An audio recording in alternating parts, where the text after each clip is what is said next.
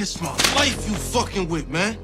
My world, Ronnie! Hello everyone, and welcome back to the channel. This video contains spoilers from Friday's episode of Power Book 3, Raising Kanan Friday's episode of Power Book 3, Raising Kanan. The southside Jamaica Queens community lost a significant member of their family when tensions between Ronnie and his younger brother Unique reached an unprecedented height and resulted in Unique's death. Season 3 began with Ronnie being freed from prison. Bada tells people that Unique was happy to have his brother back, and he saw it as a sign that he had lost his right-hand man in the previous season. And here it is, his brother's house. Boom. I believe he was thinking, hey, I got some support. While Unique, a fan favorite from Season 1 whose romance with Rack seemed to solidify his place in Kanan's story, was keen to mentor Ronnie in the family's drug-dealing enterprise. Ronnie was determined to remove Unique from the picture and seize control for himself. That is exactly what he did at the end of Episode 5. Juliana made hints that Ronnie had to watch after Unique in order to take command of the business. When Unique showed up looking for Ronnie and prepared to attack him for disclosing his relationship with Rack, Ronnie took advantage of the situation and killed his younger brother with severe beatings. Ronnie drove away from Unique's body, which he had left battered and lifeless in a roadside ditch. As the episode came to a close, Bada, 28, opened up to people about his 3 seasons on the Power spinoff, which follows the story of a young Kanan Stark. The character 50 Cent originated in the abrupt ending to Unique's story in light of his character's tragic death. Unique had numerous changes in her existence as a character. His business changed significantly, as did he. He transitioned from being Rack's antagonist to her love interest. Tell me about the character arc you handled in each of the 3 seasons. A highly aspirational character is Unique. I don't believe it was surprising that he underwent so many transformations because, in my opinion, he always had his sights set on bigger goals than his actual circumstances. He was kind of on top of things in Season 1, and then he got F'd over, if you will. However, because he is such an ambitious and resilient character, his setbacks only served to fuel his subsequent victories. When the Rack love story was first alluded to in the Season 2 finale, did you see it coming? Though I don't think any of us anticipated it, I will admit that I was always perceptive enough to sort of encourage it. Thus, I started sowing those seeds pretty early on. I believe that even the writer's room wasn't quite prepared for that, but the way I portrayed the character kind of set it up, and it just made sense to play with him that way because of the relationship between Patina and me. Nevertheless, it was also, in my opinion, extremely realistic. Why wouldn't this guy want to engage in that kind of activity with her? Did you think they would be together forever? Or were you hoping for a brief romance that would end badly? Because they have so much in common, I believe that Unique and Rack, those 2 characters, truly do have a genuine interest in each other. Who knows where it could go? In their separate lives, they are in the same seat, respectively. They are the leaders of their operations, and a great many people rely on them. And when you get 2 people like that, you can relate to each other on a very deep level. It almost seems like they both thought they were the only ones like that in their lives. No Rack, no Unique will find another, and no Unique will find another Rack. With Rack genuinely wishing to get out of the game and Unique wanting to be at the top of his game, they would have been a strange team as well. I believe there might have been a chance for Rack to play the role of the brain and Unique to play the role of the muscle. Right now, a guy can only dream. Rather, at the conclusion of Episode 5, things abruptly changed and Unique was slain. The actual scene was quite violent. When you read the script, were you taken aback? Indeed, I was inconsolable. Nevertheless, all good things come to an end, and I believe that this character has given me more opportunities to succeed in the TV and movie industries. It's really unfortunate, really. I regret having to part with the Kanan family. How was your final day on set? Was it a tearful farewell? There was a very solemn atmosphere because everyone knew it was my last show. All of the love and reluctance that everyone felt, including myself, that it had to stop was undoubtedly there. On the plus side, though, I can say that I made it through 2.5 seasons. People probably didn't expect I would have progressed that far. Were you thinking, so, do we have any flexibility here? As you read the script, did you attempt to alter his destiny? Yes, I tried to make it happen, so believe me. Dude, are you serious? I asked Sasha Penn, the showrunner, when I immediately contacted her. What impact do you believe this death will have on fans? They won't enjoy it at all, in my opinion. Many individuals, in my opinion, will feel a little let down. You know, like, what the F? He's passed away. The season isn't even over yet. The season is in the FING middle. What do you think was incomplete or unspoken for Unique? I think Unique has never really been able to live up to his full potential. After experiencing some setbacks, he has been making his way back up. There seems to be a little of unspoken information regarding the romance between Rak and me. I thought Unique and the mother of his child had a somewhat. We could have absolutely covered that in more detail, in my opinion. Not to mention his bond with his brother. I believe Unique was looking forward to developing something with his brother and his brother being home, but that just sort of took a different route because they were just on different pages. Unique is just kind of a lone wolf, and an unlucky thing occurred. Did you have any suspicions that Unique might suffer when Ronnie entered the picture at the start of Season 3? I had assumed I would have to murder him. I assumed Unique was going to get rid of him. I never really thought of it that way. Although it was evident that they were stumbling into each other, I had assumed that they would eventually come to an understanding or that Unique would have to confront him. But wow, was I mistaken? I would have liked to have told Unique. I wish I had given him a heads up. What would you say about Ronnie's character in this story? Ronnie is comparable to the ominous gray cloud that appeared out of nowhere and ruined everything. It's hilarious because Grantham is my man, but we have a term for Ronnie that we call cantankerous. That perfectly describes Ronnie. He's abrasive and unpleasant to deal with. What do you think Unique's overarching purpose in Kanan's narrative was? After all, it is raising Kanan. He really did save Kanan's mother. You know, Rak might have been removed if it weren't for Unique, so I think that's undoubtedly a major factor in this. In addition, I believe that Kanan, Mackay Curtis, gained a lot of perspective from his original role as an adversary about what may happen, what it's like to live this life, and even how to deal with foes because, well, they really put Unique through a lot. They imprisoned him. They made an attempt to murder him. After everything they had done, he turned out to be an ally. Therefore, I believe Kanan could learn that lesson as he grows up in the street life. Rak, indeed, took the adage, keep your enemies closer, to a whole new level.